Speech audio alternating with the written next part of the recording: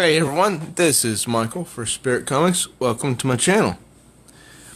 If you're new here, please do subscribe and smash that notification bell hard like She-Hulk so you do not miss any new uploads.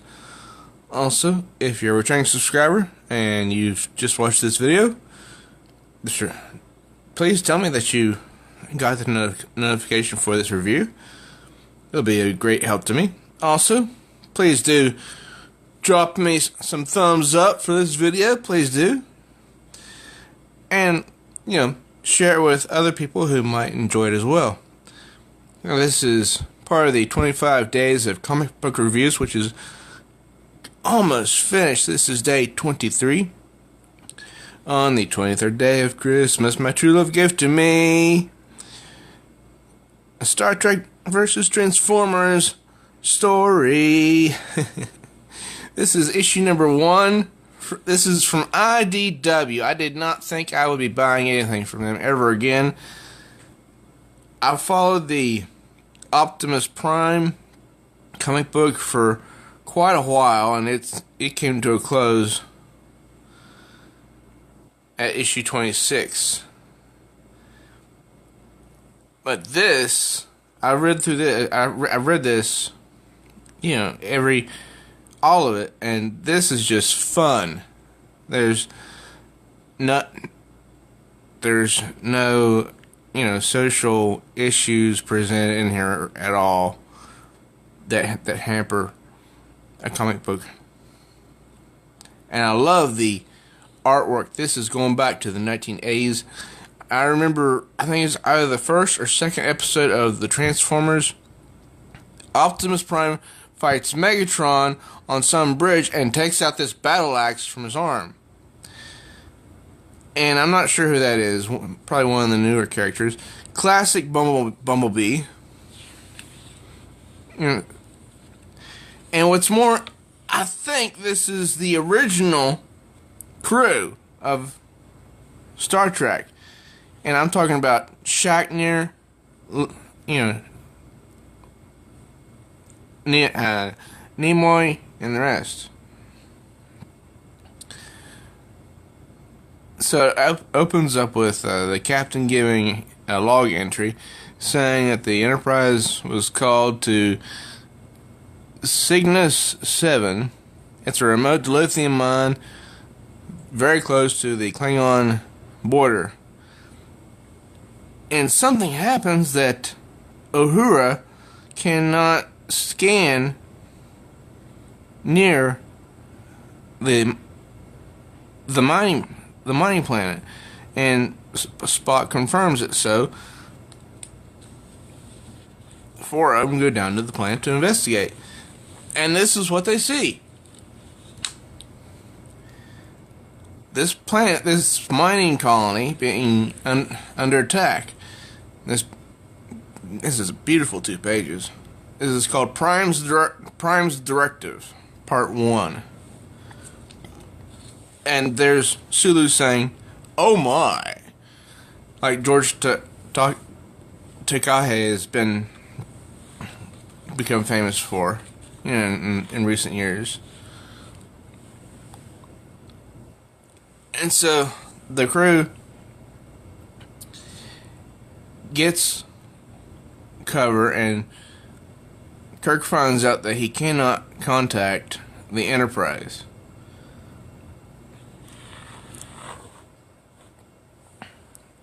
And then they see the airplanes are of a mysterious design, around the late 20th century, military design. And Kirk is curious what they're doing here now. This is like, what, the 22nd century or something? And then here comes Prime.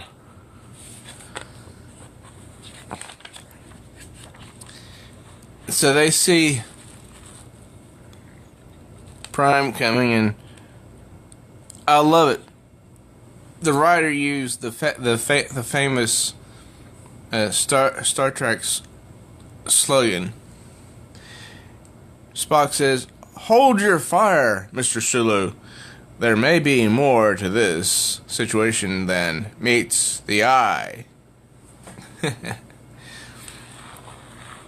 And then over here, Kirk says, "Another vehicle from Earth's past? I think this one was called a truck." Well, actually, it was called a semi. But he shoots Prime, thinking it would stop him. And this character, her name is Imres, says, "Did the truck just scream?" Because Kirk shot Optimus. He transforms and says, The humans. It's a robot, like nothing I've ever seen. The size of it." So immediately Kirk is filled with a million questions. And wants to know if Optimus is hurt. But, the main goal of Optimus is ensuring the safety of everyone. And I love this panel right here. Kirk says, "You there! Identify yourself. You are violating Federation space." Starscream transforms, says, "Oh, are we? I suppose we'll have to leave peacefully then." And out from him comes the classic Megatron. The Megatron that is a gun. Ever since the original series, Megatron has been anything but a gun. Starscream says, "Or, and this is just an idea, maybe we'll destroy you all instead." Megatron says, "I give the orders, Starscream." And he tells Soundwave to bring them to their knees. So he sends out a sonic pulse, which somehow is able to free the disruption between the planet and the Enterprise. So the captain tells them on board the Enterprise to fire upon his location. And bam! Kaboom! Megatron's blown off his feet. He didn't see that coming. Thundercracker helps Soundwave up. Yes, that is Thundercracker, the classic Thundercracker. And then some of them leave. Actually, all of them leave. All the Decepticons. They leave to go investigate a Decepticon signal.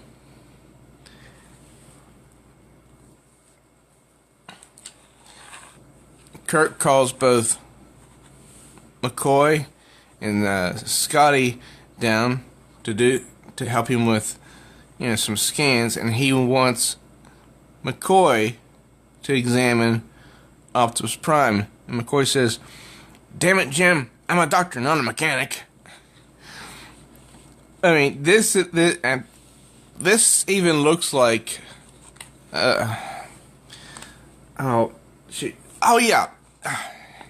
DeForest Kelley. That even looks like DeForest Kelley. And the signal that the Decepticons went to investigate is actually Trypticon, the Decepticon city, which is being occupied by Klingons. So they make some, idle chit-chat and find out that they have something in common, that they were both after the mine, and they both encountered the Enterprise. And so they form a temporary alliance, I believe. And then, I love these phrases of McCoy's. He says, "Well, I'll be a deep-fried possum on a stick." And because Scotty says, "Incredible, isn't it? This thing's circuitry is as complex as a human brain. The energy coursing through its circuits looks just like synapses firing. Yeah, well, we still don't know how to wake it up. And then all of a sudden, they go looking at this, what looks like a cave with the Autobot insignia on it right there, see? And he goes, Wacom!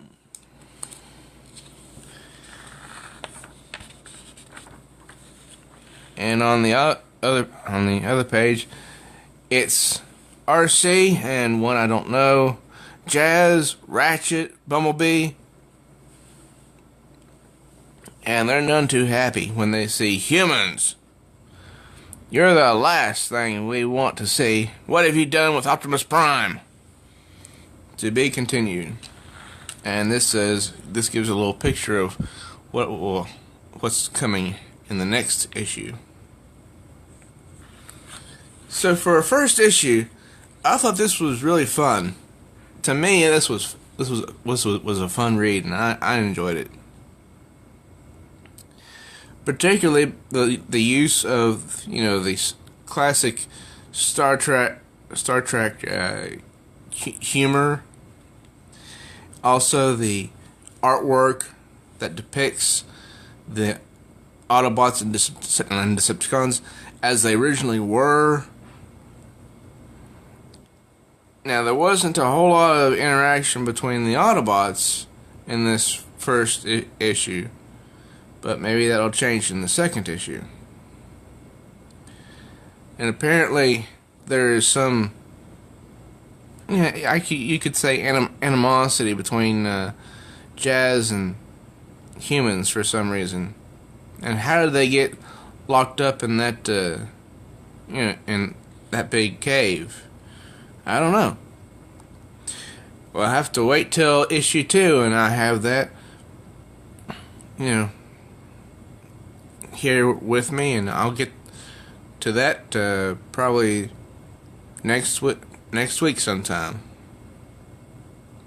So I hope you enjoyed this review. Thank you for stopping by. If you're new here, please do subscribe.